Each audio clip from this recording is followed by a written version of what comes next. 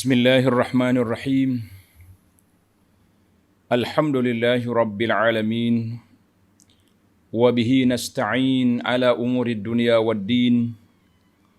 Wassalatu wassalam ala al-mab'uthi rahmatan lil alamin. Nabiyyina wa habibina wa qudwatina Muhammad ibn Abdullah wa ala alihi wa sahbihi wa man walah. Amma ba'du.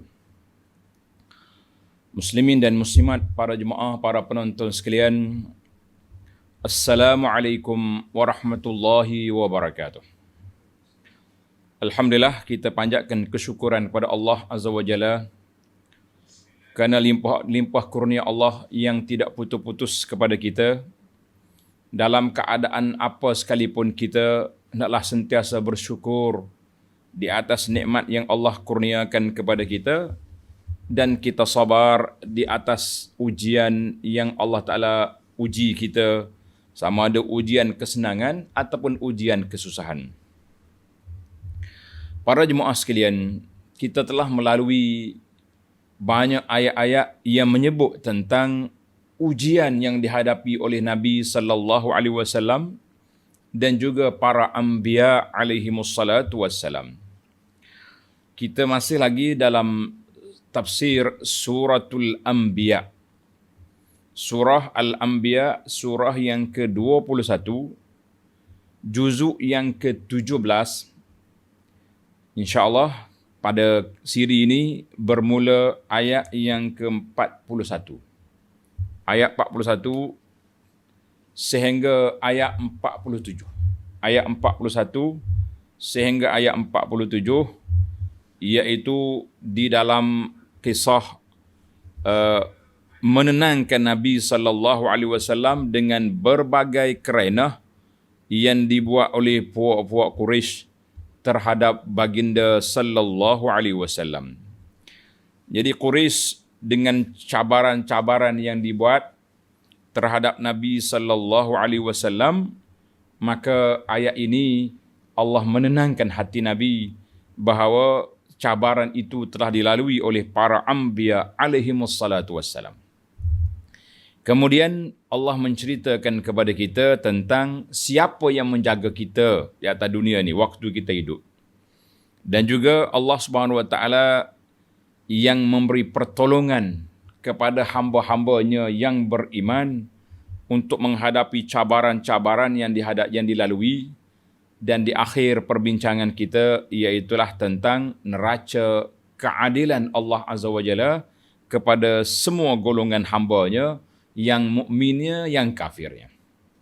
Baik para jemaah sekalian, kita mula dengan membaca beberapa ayat Al-Quran dalam yang kita akan syarahkan dalam siri ini. Kemudian kita berpindah ke perbincangan. أعوذ بالله السميع العليم من الشيطان الرجيم ولقد استهزئ برسل من قبلك فحاق بالذين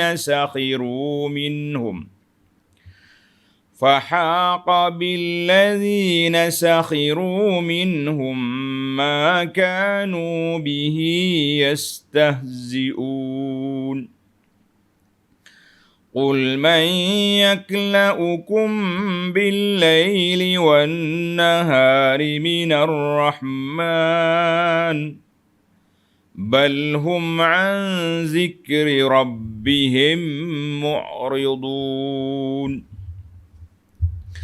أم لهم آلهة تمنعهم من دوننا لا يستطيعون نصر أنفسهم ولا هم منا يصحبون بل متعنا هؤلاء وآباءهم حتى طال عليهم العمر أفلا يرون أنا نأتي الأرض ننقصها من أطرافها afahumul ghalibun. قل إنما أنذركم بالوحي ولا يسمع الصم الدعاء إذا ما ينذرون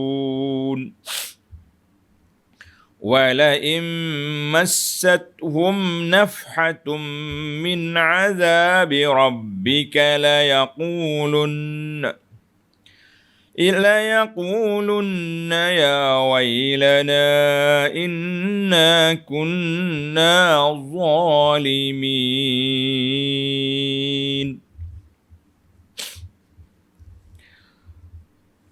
Balik semula kepada ayat 41.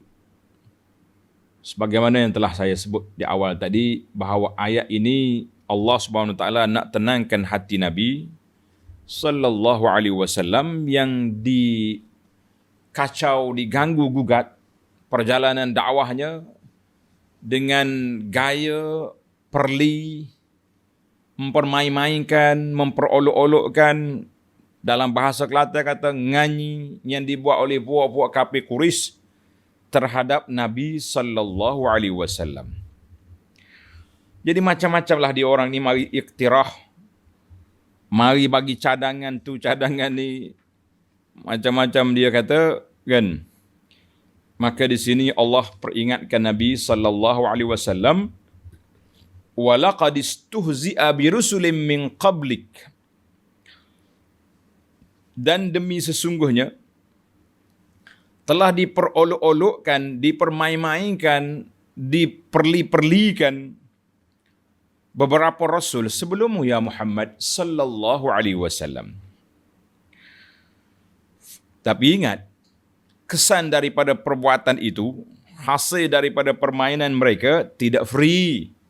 Allah kata apa? Fahaqa billadzina sakhiru minhum ma kanu bihi yastahzi'un. Lalu orang-orang yang mengejek-ngejek di antara mereka ditimpakan balasan azab bagi apa yang mereka telah perolok-olokkan itu. Para jemaah sekalian, dalam ayat yang lepas, in yattakhidunaka illa huzwa, Allah Ta'ala sebut in yattakhidunaka illa huzwa. Mereka semua tu main-main je dengan Nabi sallallahu alaihi wasallam. Mana Nabi ni menjadi bahan apa? Bahan mainan, perli-perli. Tengok ayat 36. Wa idza ra'aka allazina kafaru, bila puak kafir jumpa Nabi, in yattakhidunaka illa huzwa, mereka main-main ke? Muhammad, dia ni ke yang duk perli Tuhan kita? Ini ke orang yang duk janji mati duk balik? Pelik lah. Orang tua-tua kita lama dalam kubur tak bangun-bangun. Maknanya bila mereka jumpa Nabi, ada je ayat yang mereka nak provokasi, mereka nak mempermain-mainkan Rasulullah sallallahu alaihi wasallam. Maka ayat ini Allah kata, ya Rasulullah, wahai Muhammad sallallahu alaihi wasallam, sabar. Sabar. Rasul-rasul sebelum daripada kamu telah melalui proses yang sama.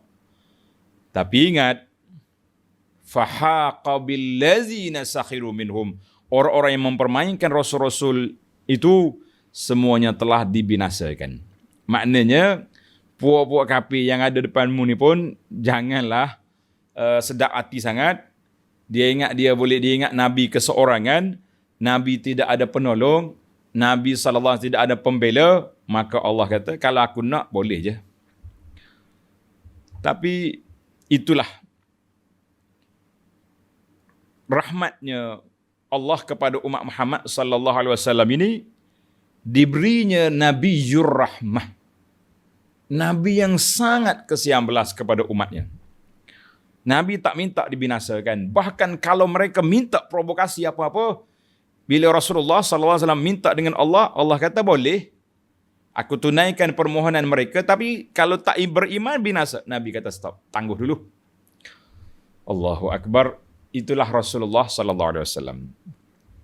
Ana dah baca sebuah kitab nama dia Ar-Rahmatul Muhdah.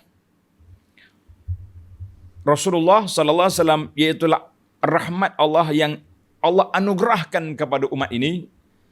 Ada banyak siri juga. Cuba tuan boleh tengok di YouTube dalam halaqah Abu Anas, cari dia, tajuk dia Rahmatan lil Alamin. Saya syarahkan kitab ini, ada banyak belah siri untuk kita kenali siapa Nabi kita Ar-Rahmatul Muhdah sallallahu alaihi wasallam. Maka Allah bagi peringatan kepada Nabi, kalau apa mereka provokasi main-main, sabarlah. Jadi ayat ini dia panggil tasliyatan lin Nabi sallallahu alaihi wasallam. Allah peringatkan apa yang dibuat oleh puak kafir, sabar. Allah hanya beri tempoh sekejap je kepada mereka. Ada yang berapa tahun, ada yang 10 tahun, ada yang lebih. Tuan-tuan kena ingat, bala bencana terawal yang menimpa Quraisy yang besar dalam peperangan Badar. Artinya mereka berlawan dengan Nabi di Mekah 12 tahun. Nabi kita berhijrah ke Madinah, tahun yang pertama belum, Ramadan tahun yang kedua, artinya dalam 14 tahun lebih kurang begitu saja. Abu Jahal, banyak lagi pak-pak Abu yang menghina Nabi sallallahu alaihi wasallam di Mekah, yang mengazab para sahabat di Mekah, telah laqau hatfahum, telah mati bergelempangan di Badar. Dan mayat-mayat mereka dicampur dalam qalib, dalam lubang telaga di sana, sehingga ke hari ini tempat itu menjadi tempat orang pergi ziarah untuk mengambil iktibar bahawa inilah siapa yang lawan Islam, mereka akan jumpa apa yang mereka nak. Baik para jemaah sekalian, bila kita dah tahu apa yang terjadi kepada mereka, maka Allah Subhanahu Wa Taala mari pada ayat 42 menceritakan kepada kita bahawa Allah yang menjaga kita. Allah yang jaga umat ini. Allah yang menangguhkan hukuman untuk diberi peluang. Mudah-mudahan mereka bertaubat. Sebagaimana para Quraisy yang menentang Nabi sallallahu alaihi wasallam dulu. Badar tahun yang kedua. 3, 4, 5, 6, 7, 5 tahun kemudian, yadkhuluna fi dinillahi afwaja. Quraisy berduyun-duyun masuk Islam apabila Nabi sallallahu alaihi wasallam telah mengambil balik kota Makkah. Ayat 42. Qul man yakla'ukum bil-laili wan-nahari minar rahman. Qul ya Muhammad sallallahu alaihi wasallam li kuffari qaumik. Katakanlah wahai Muhammad sallallahu alaihi wasallam kepada puak-puak kafir yang ada di zamanmu. Dan kita baca ayat ini kepada kufar yang ada di zaman kita. Siapakah yang dapat menjaga keselamatan kamu pada malam dan siang daripada azab Tuhan yang bersifat Ar-Rahman. Bersifat Ar-Rahman, Maha Pemurah. Allahu Akbar. Tengok nota di bawah. 963. Yakni disebabkan kekufuran mereka, maka Tuhan yang bersifat Ar-Rahman, yang melimpah-limpah kemurahannya, murka terhadap mereka. Allah ni sifat dia pemurah, pemaaf, tapi dengan sikap kamu Allah murka. Dan dengan itu tidak ada sesiapa pun yang akan dapat melindungi mereka dari azabnya pada bila-bila masa. Bila-bila masa je Allah nak ambil tindakan ke atas kamu, malam atau siang. Dan apabila Tuhan yang Rahman, yang pemurah itu murka serta menimpakan mereka dengan suatu azab, maka tidaklah ada sesiapa pun yang akan dapat bermurah hati melindungi mereka. Siapa dia boleh? Tengok, dalam ayat ini Tuhan tak katanya, siapa yang dapat menjaga kamu, menyelamatkan kamu minar rahman, yakni daripada Allah Azza wa Jalla yang bersifat Maha Pemurah, bersifat ke-19. Tapi kalau Allah jatuhkan hukuman, siapa yang nak jaga kamu? Allahu Akbar. Siapa yang boleh menyelamatkan kamu? Allah Ta'ala bersifat pemurah. Tetapi kalau kamu tak dengar kata, kalau kamu lawan juga, maka tindakan akan diambil. Tindakan akan diambil. Sama juga kadang-kadang kita tengok orang ni baik. Bila tengok orang baik, kita buat kerenah, buat perangai, buat macam-macam kita punya perbuatan. Tapi orang baik ni kalau dia marah, berat. Nah. Baik. Tengok ayat ni Tuhan kata apa? Balhum an zikir rabbihim mu'ridun. Mereka tidak memikirkan yang demikian. Bahkan mereka tetap berpaling ingkar dari pengajaran Tuhan. Mu'ridun, maknanya puak-puak kafir itu al-i'rad, berpaling, tak mau mengingati Allah Azza wa Jalla. Sebagaimana kata di para ulama tafsir, ma'al zikrihim dengan mana Al-Quran. Puak-puak Quraisy bila Nabi baca Quran, lari. Sama ada dia tutup telinga, atau dia hingar-bangarkan buat bising, dengan siolannya, dengan macam-macam. Yang pentingnya al-i'rad, mereka tak mau dengar Al-Quran. Mereka tak mau dengar Al-Quran. Mereka tak mau dengar nasihat.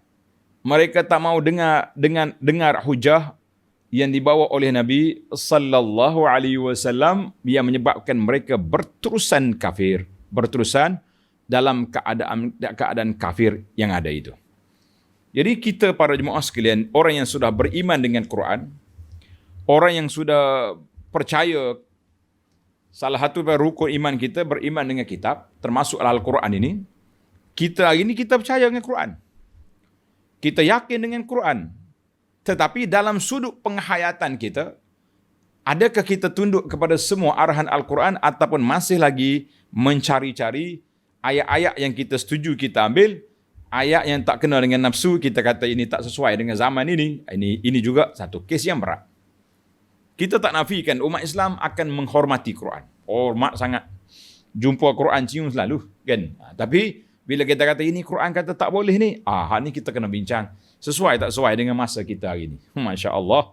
Dia panggil dalam perkara melaksanakan hukum Quran, kita cari kesesuaian. Dalam perkara lain, kita mengatakan semuanya sesuai. Kita kata subhanallah. Baik, kita pergi kepada ayat 43. Allah tanya lagi buat kafir.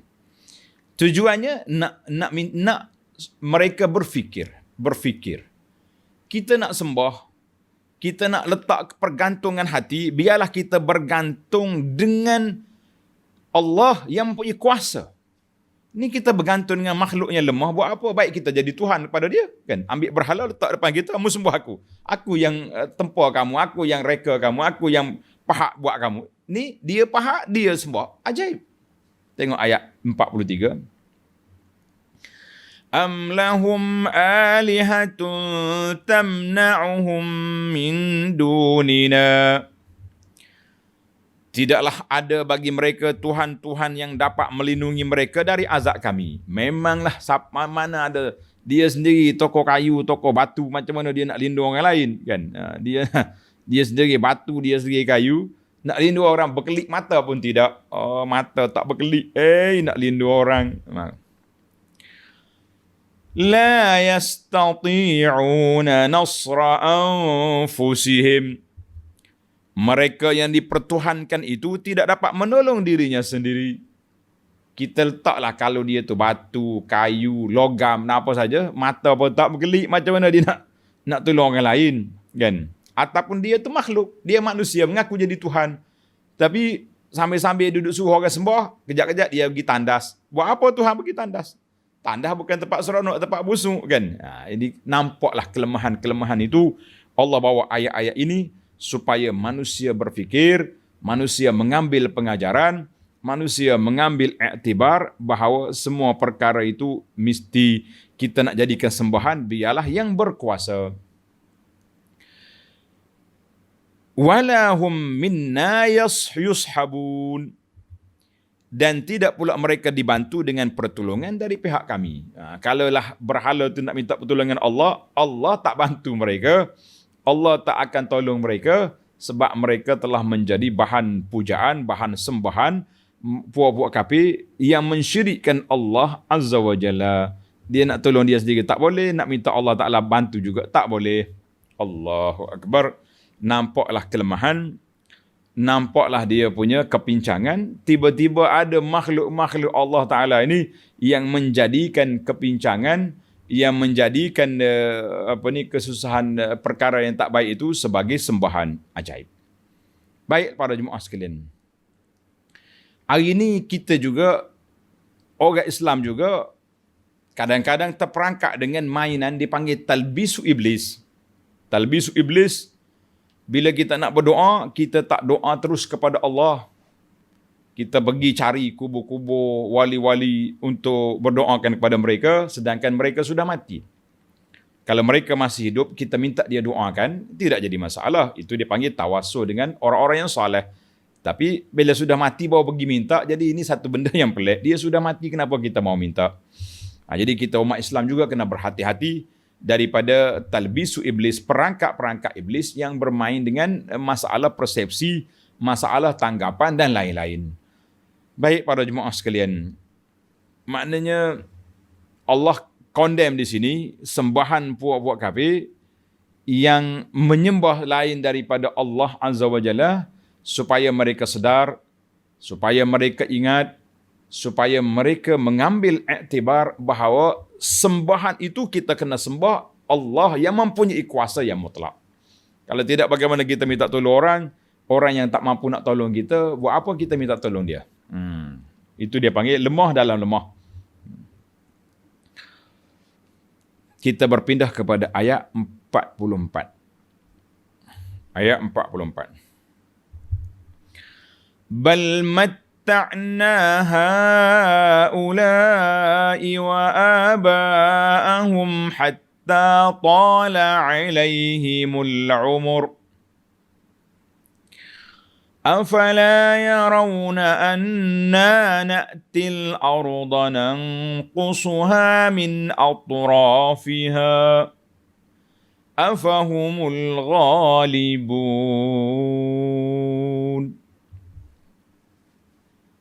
بَلْ مَتَّعْنَا هَؤُلَاءِ وَآبَاءَهُمْ حَتَّى طَالَ عَلَيْهِمُ الْعُمُرُ.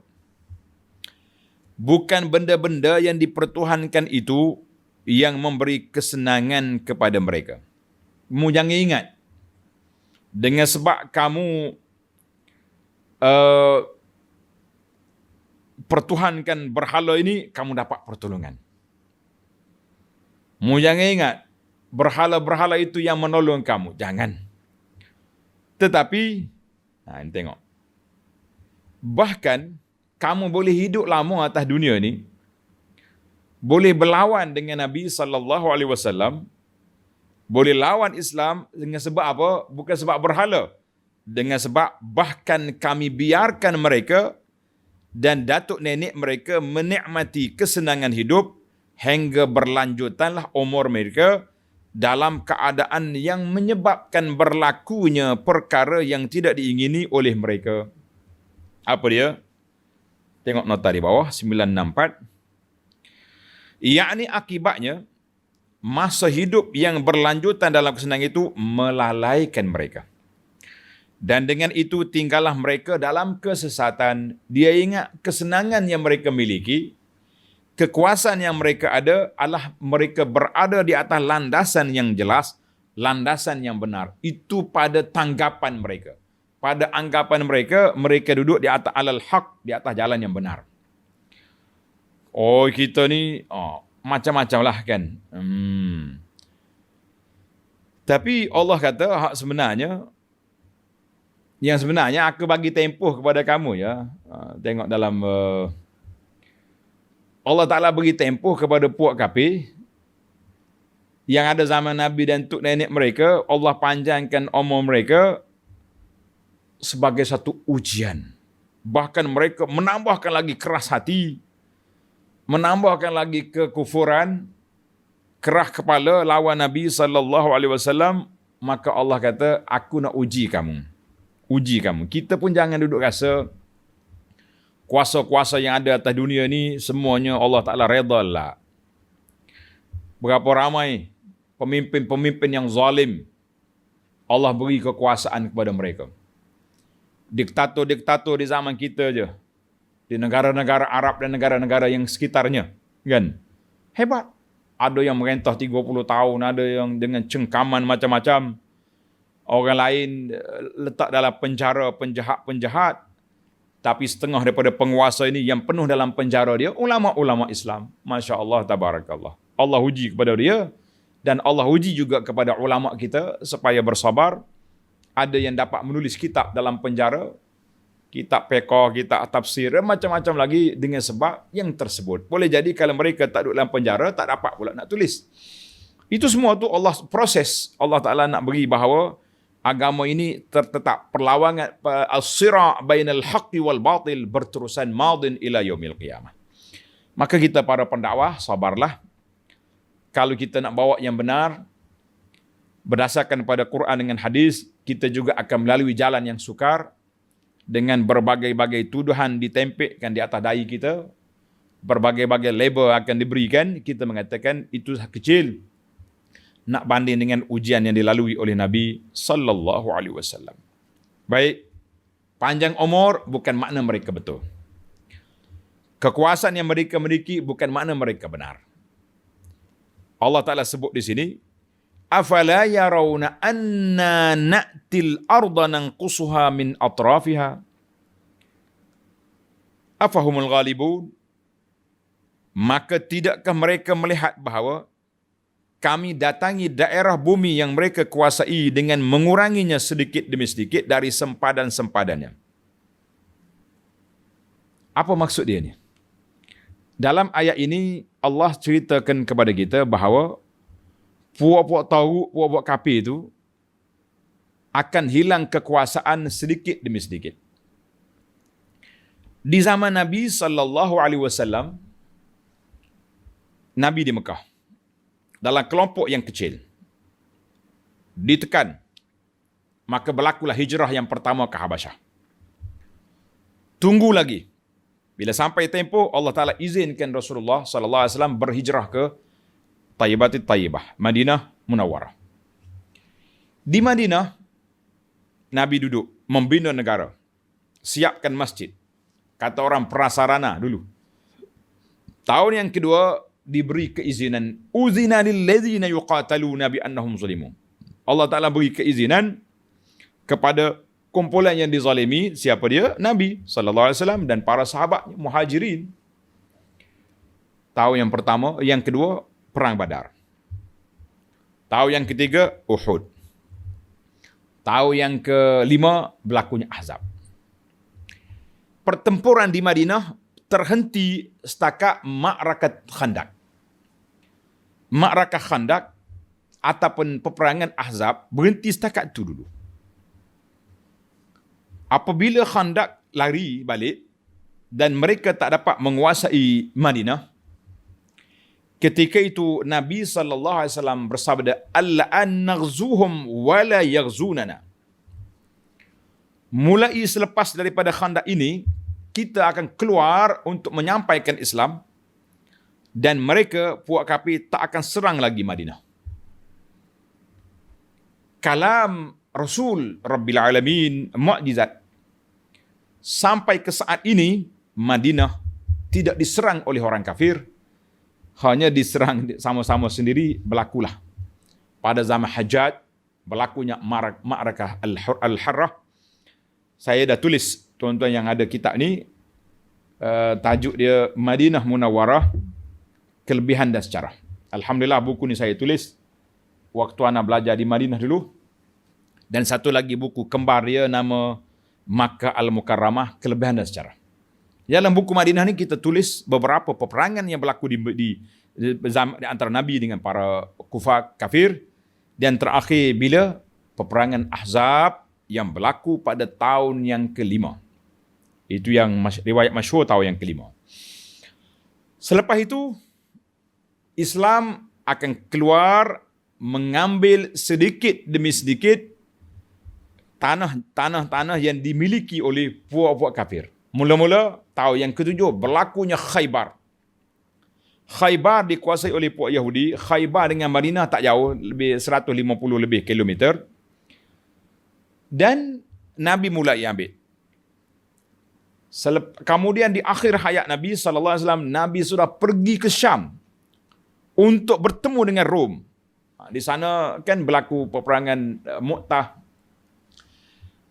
peperangan. Kemudian di zaman Sayyidina Umar berlakunya Futuhatul Islamiyah, jatuhnya Parsi, dan sebahagian daripada tanah jajahan Rom telah diambil oleh Islam. Maka Allah kata apa? Anna na'til arda nanqusuha min atrafiha, kita ambil sedikit demi sedikit tanah jajahan yang dimiliki oleh puak kafir telah menjadi daulah Islamiyah, menjadi darul Islam, menjadi negara Islam. Alhamdulillah, para jemaah sekalian, itulah janji Allah Azza wa Jalla kepada para sahabat. Jadi puak kafir, mu ni kalau nak kemenangan, ikut cepat masuk Islam. Jangan tunggu-tunggu lagi. Ya, kalau tunggu kamu sudah ditawan baru nak masuk Islam, rugi pada saat itu. Jadi sedikit demi sedikit, kemenangan Islam itu telah diberi oleh Allah Azza wa Jalla kepada para sahabat. Di zaman Nabi hanya sedikit, tapi futuhat yang besar di zaman Sayyidina Umar Ibn Khattab radhiyallahu anhu, dan di zaman Sayyidina Ali, sampai kepada Ali pergi ke Kufah. Bermakna berpindahnya negara Islam, ibu kota Islam selepas daripada Nabi SAW, khususnya di zaman Muawiyah, berlakunya ibu kota Islam berada di Dimashq, di Damsyik, di Dimashq. Demikianlah suasana-suasana sehinggalah di zaman kerajaan Utsmaniyah, Islam telah sampai ke barat, ke Eropah, dan sampai sekarang ini kesan-kesan peninggalan Islam itu di Cordoba, di Spanyol masih lagi ada. Dan insya-Allah hari ini kita sedang bertempur dengan Yahudi di Palestin. InsyaAllah Yahudi akan tewas. Kalau tidak untuk tahu ini, Yahudi tetap akan tewas sebagaimana dalam sabda Nabi sallallahu alaihi wasallam, Allah orang muslimin yuqatilun al-yahud, mereka akan memerangi Yahudi. Sampai peringkat Yahudi berselindung di sebalik pokok nama dia Gharqad. Pokok akan bercakap, ya Muslim, hadha Yahudiyun khalfi fata'ala faqtulhu. Wahai Muslim, Yahudi ada belakang aku ni. Mari. Orang Islam pergi tengok, oh kau di sini ya. Bagi. Itu berlaku. Tapi kita jangan jazam. Waktu tu zaman kita, zaman cucu cici kita, wallahu alam. Tetapi kita yakin dengan pertolongan Allah Azza wa Jalla bahawa Yahudi berkumpul di Palestin untuk mereka mati disembelih oleh tentera-tentera Islam pada saat itu. Bila? Allah Ta'ala yang maha mengetahui. Ustaz-ustaz kita jangan gopoh, jangan duk baca hadis tentang Syam pada zaman ini, kita tak tahu bila akan berlaku. Wallahu alam. Sama juga dengan Latuf Tahun Al-Qastantin. Qastantin juga akan dibuka sekali lagi. Bila ke tarikh, kita kata wallahu alam. Kita jangan gopoh. Jadi tuan-tuan, nak cerita Madinah tadi saya beri pada buku ni. Boleh ambil dalam buku Sejarah Madinah yang kita usahakan ini. Alhamdulillah. Baiklah para jemaah sekalian. Allah tanya apa? Afahumul ghalibun. Jika demikian halnya, maka adakah mereka yang akan menang? Tak adalah. Tengok 965. Yakni mengapa kaum yang kafir itu masih menentang Rasul kami? Tidakkah mereka melihat negeri-negeri mereka sedikit demi sedikit dikuasai oleh Islam? Bermula dengan Khaybar, jatuhnya Yahudi dihalau. Dan dengan demikian sudah tentu mereka akan kalah kesudahannya. Jadi Alhamdulillah, Islam sudah sampai ke kemuncak di zaman Utsmaniyah. Kemudian akhir-akhir ini banyak negara-negara Islam, tanah yang dijajahi oleh Islam khususnya di barat telah pun hilang daripada kekuasaan kita. InsyaAllah, kita yakin dengan pertolongan Allah Azza wa Jalla, apabila umat Islam ini kembali semula bersatu di atas nama Islam, kita akan menang, kita akan ambil kembali negara-negara yang telah dijajah oleh, dirampas oleh puak-puak kafir, insya-Allah. Baik, kita pergi kepada ayat 45. Qul innama unzirukum bil wahyi وَلَا يَسْمَعُ الصُّمُّ الدُّعَاءَ إِذَا مَا يُنذَرُونَ. Katakanlah wahai Muhammad sallallahu alaihi wasallam, sesungguhnya aku hanyalah memberi amaran kepada kamu dengan wahyi Al-Quran yang diturunkan oleh Allah kepadaku. Jadi Nabi kita balik semula, balik semula kepada tugas dia. Allah SWT sebut bahawa aku ni menyampaikan tugas. Tugas akunya menerima Al-Quran daripada Allah Azza wa Jalla melalui Jibril, kemudian aku sampaikan kepada kamu. Bukan aku boleh reka-reka sendiri. Jadi puak kafir ni mari macam-macam. Kata ke Nabi itu, Nabi kata aku sampaikan kepada kamu dengan wahyu. Apa yang Allah beri pada aku sampaikan. Bukannya aku reka-reka sendiri. Nabi kita bukan pereka. Tetapi Nabi kita penyampai. Wa ma 'alaika illal balagh. Allah kata Muhammad menyampaikan. Sama ada wahyu itu berbentuk Al-Quran ataupun wahyu wa ma yantiqu 'anil hawa in huwa illa wahyun yuha. Ada kalanya wahyu yang lafzan wa makna iaitu Al-Quran, ada wahyu maknanya itu daripada sunnah Nabi sallallahu alaihi wasallam. Jadi Nabi kata aku bukan reka. Yang aku sampaikan kepada kamu wahyu daripada Allah Azza wa Jalla. Tapi apa boleh buat? Dan sudah tentu orang-orang yang pekak, Allah gambarkan orang tak dengar dengan tadabbur ini orang pekak, tidak dapat mendengar seruan apabila mereka diberi amaran. Maka janganlah kamu menjadi pekak kerana azab Tuhan amat berat. Allah gambarkan di sini, pekak ni kepada siapa? Kepada golongan yang tak mau menerima Al-Quran. Wala yusghil kuffar ila Al-Quran. Puak kafir tak mau dengar. Seolah-olah mereka tu pekak. Telinga dia betul. Tak perlu pakai alat pendengar tu. Dia dengar tapi macam kita cakap dengan lembu. Lembu ni kalau cakap dengan dia dengar. Nah, kambing cakap dengan dia dengar tapi dia tak irau. Itu dia panggil bahasa kita. Sebab itulah satu malam saya nak pergi masjid, nak pergi solat, lalu ikut pasar-pasar, restoran-restoran penuh orang. Tak jauh daripada masjid. Tengok di masjid tak ada orang. Saya terfikir dengan satu kata-kata, tuan-tuan jangan jadi lembu kenyang.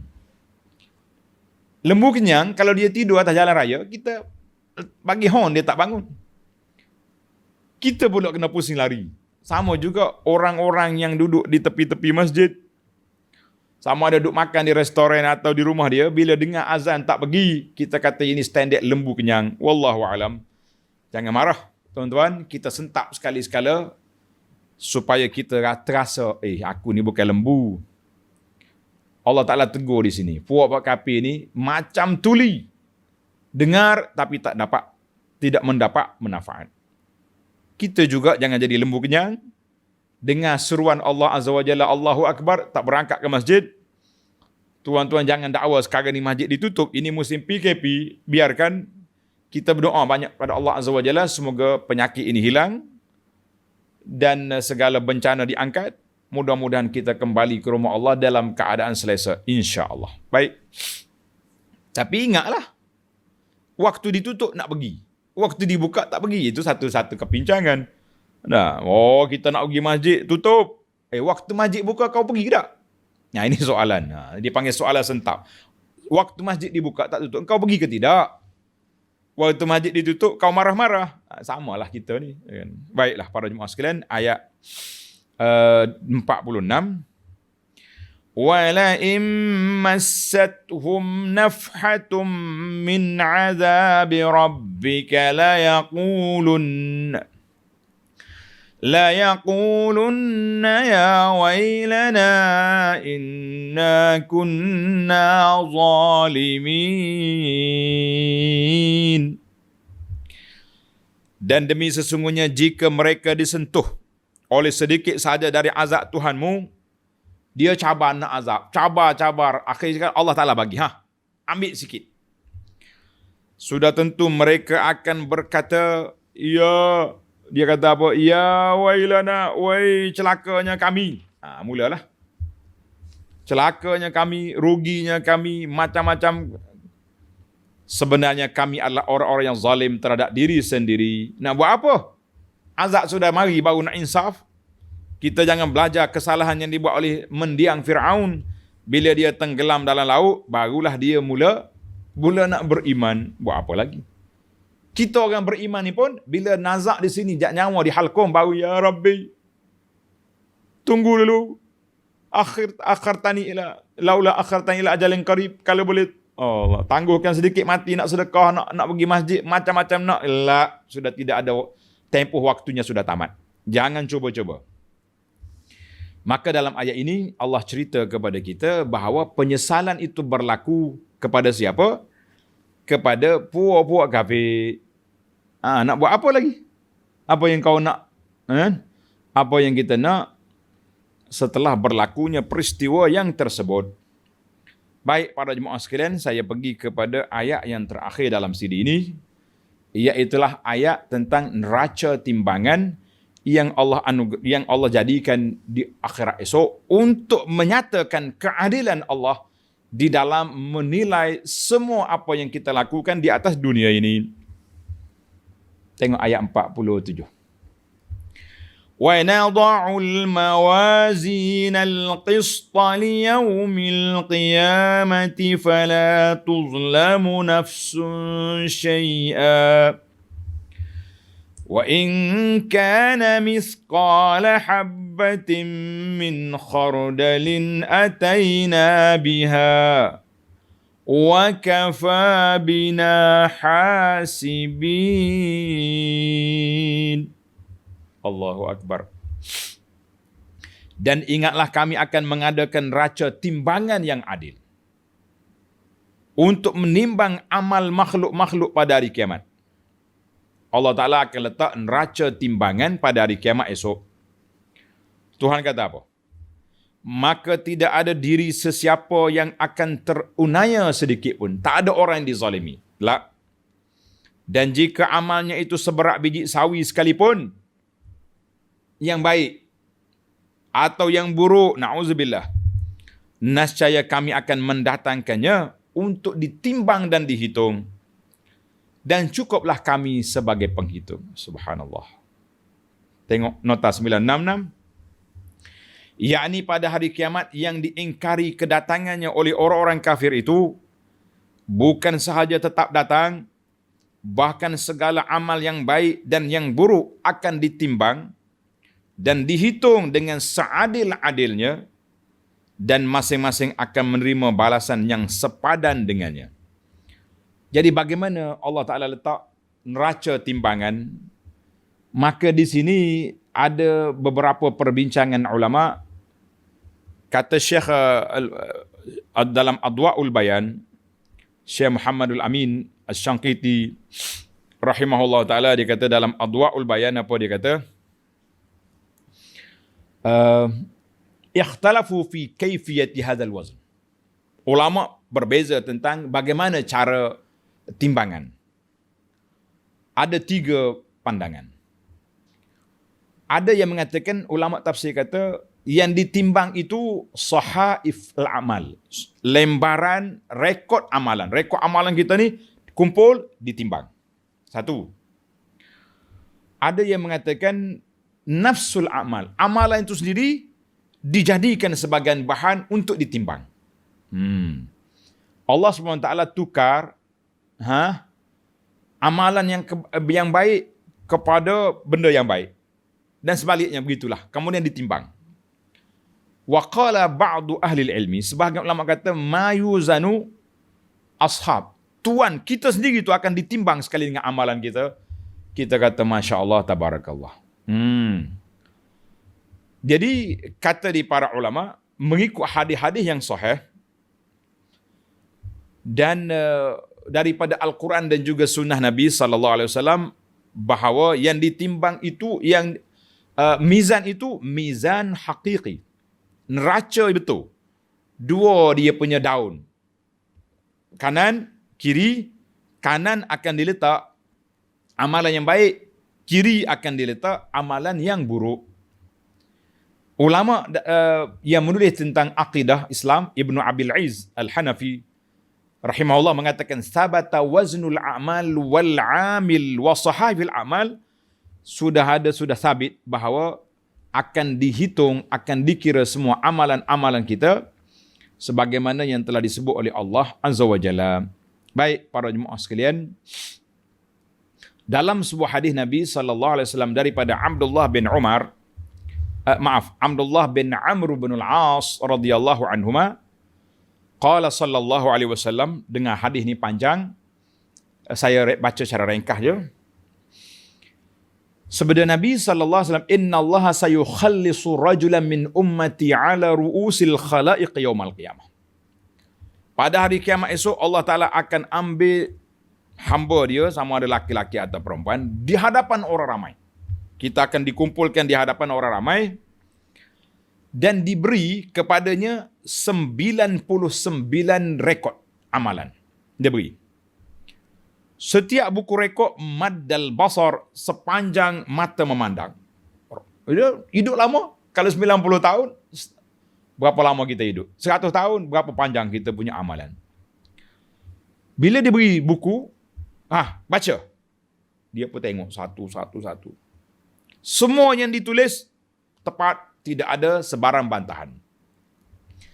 Namun begitu, dengan keadilan Allah, Allah tanya, "Atunkiru min hadza syai'?" Kamu nak bantah? "Azalamaka katabatil hafizun?" Adakah penulis-penulis aku, malaikat, salah catat? Bantah. Allah Ta'ala bagi peluang untuk membantah. Masya Allah. Itu keadilan Allah Azza wa Jalla. Fayaqulul ya la ya Rabbi ya Rabb. Tidak ada bantahan. Apa yang ditulis benar. Allahu Akbar. Kita menggigil. Apa hukuman yang akan dijatuhkan ke atas kita? Allah tanya balik. Afalaka uzrun? Kamu nak minta uzur apa? Apa yang kamu nak beritahu, alasan apa? Benda-benda yang kamu buat yang tak baik. Yang baik, alhamdulillah. Fayaqulu la ya Rabbi, tak ada uzur apa dah. Semua yang dicatat oleh malaikat benar. Fayaqulu bala. Allah berfirman, ya, kamu ada keuzuran. Innalaka indana hasanah. Kamu ada kebajikan yang kamu buat. Fa innahu la zulma alayka al-yawm. Hari ini tidak ada kezaliman ke atas kamu. Fatukhraju bitaqatun, kemudian dikeluar satu kad. Kalau macam kita kad kredit. Kita kan dalam bank kita ni ada kad kredit, ada kad bank, kan? Kad kita pula macam-macam standard. Ada gold, ada silver, ada macam-macam.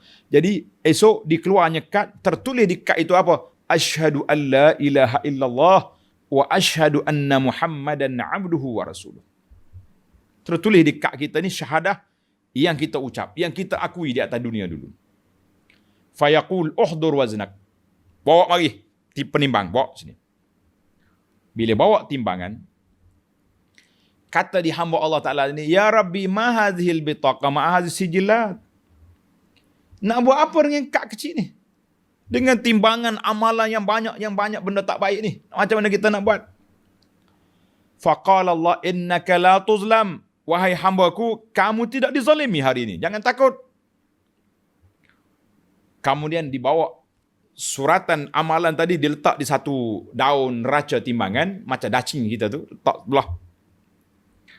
Wal bitaqatu fi kiffah, dan kad syahadah diletak satu di tempat sebelah lagi. Fatashatis sijilat wa saqulatil bitaqah. Tiba-tiba bila letak ya bitaqah, berat timbangan bitaqah. Kata Nabi sallallahu alaihi wasallam, fala yathqulu ma'asmillahi syai'. Tidak ada sesuatu yang lebih berat daripada nama Allah Azza wa Jalla. Allahu Akbar. Hadis ini dikeluar oleh Imam At-Tirmizi, Ibnu Majah, Imam Ahmad dan lain-lain. Kata di para ulama muhaqqiq, isnaduhu sahih. Itu dia panggil hadisul bitaqah. Hadis al-bitaqah. Masya Allah, tabarakallah. Yang penting, kita kena jaga akidah kita, tauhid kita supaya tidak rusak. Kalau rusak ya ni, jam. Semua perkara tidak jadi. Allahu Akbar, walillahil hamd. Itulah perbincangan kita yang sangat yang sangat penting untuk kita jaga amalan kita supaya kita tidak kecewa di akhirat nanti. Al-Imam Al-Bukhari rahimahullah ta'ala di akhir bab dalam Sahih Bukhari telah bawa ayat ini, bab wa nad'ul mawazin al-qista liyaumil qiyamah. Ulama luar kata kenapa diguna mawazin, diguna perkataan mizan, sedangkan sukatan tu satu, neraca satu, kenapa diguna dengan lafaz jamak? Jawab dianya sebab perkara yang ditimbang tu banyak. Ada yang baik, ada yang buruk, yang baik pula macam-macam tingkah, yang wajib, yang sunat, yang harus dan macam-macam lagi. Karena itu dia kata nada'ul mawazin, ataupun setiap orang ada penimbangnya sendiri. Itu sebab diguna lafaz jamak.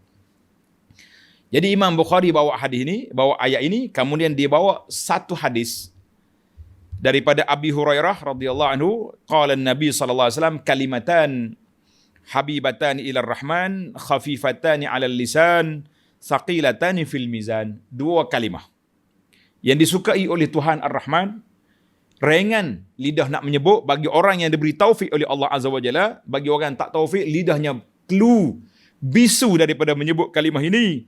Tapi dua kalimah ini berat di atas timbangan. Ikut semua. Subhanallah wa bihamdih, subhanallahil azim, subhanallah wa bihamdih, subhanallahil azim. Muslimin dan muslimat yang disayangi sekalian, jangan lupa paling kurang 100 kali pagi, 100 kali petang, 100 kali nak tidur. Jangan lepas daripada dua kalimah ini. Subhanallah wa bihamdih, subhanallahil azim. Sebab dua kalimah ini disukai oleh Allah, ringan di atas lidah bagi orang yang diberi taufik oleh Allah, dan juga menjadi pemberat di atas timbangan. Allahu Akbar. Alhamdulillah, mudah-mudahan Allah Ta'ala taufikkan kepada kita dapat melakukan ibadat yang memberatkan timbangan, ibadat-ibadat, kebajikan-kebajikan yang memberat timbangan, bukan yang meringankan timbangan yang baik. Dan jagalah tauhid kita supaya bitaqah yang kita akan terima nanti sebagai pemberat timbangan yang akan mengalahkan segala keburukan yang kita tersalah laku di atas dunia ini, insya-Allah. Jadi para jemaah sekalian, masa kita sudah tamat. InsyaAllah kita akan sambung dalam siri yang akan datang di bawah, bermula daripada ayat 48. Bermulalah episod surah Al-Anbiya, cerita Nabi-Nabi alaihimussalatu wassalam. Bermula ayat 48 akan disebut nama-nama, kisah-kisah secara ringkasnya para Anbiya alaihimussalatu wassalam, insya-Allah. Jadi setakat itu dulu. Mudah-mudahan kita dapat memberatkan amal kebajikan kita di dunia ini, dengan di akhirat esok kita akan bahagia, insya-Allah. Dan kita berdoa kepada Allah SWT supaya Allah kumpul, sebagaimana Allah kumpulkan kita di atas dunia dalam majlis ilmu, majlis mencintai Al-Quran ini. Ya Allah, ya Tuhan kami, dengan nama-Mu yang maha indah, dengan sifatnya maha tinggi, kumpulkan kami, keluarga kami, sahabat-sahabat yang bersama dalam majlis bersama kami ini, dalam syurga jannatin pada hari kiamat nanti. Ya Rabbal Alamin. Wa sallallahu ala nabiyyina Muhammad wa ala alihi wa sahbihi ajma'in. Subhanakallahumma hamdika asyhadu an la ilaha illa anta astaghfiruka wa atubu ilaik. Wassalamu alaikum warahmatullahi wabarakatuh.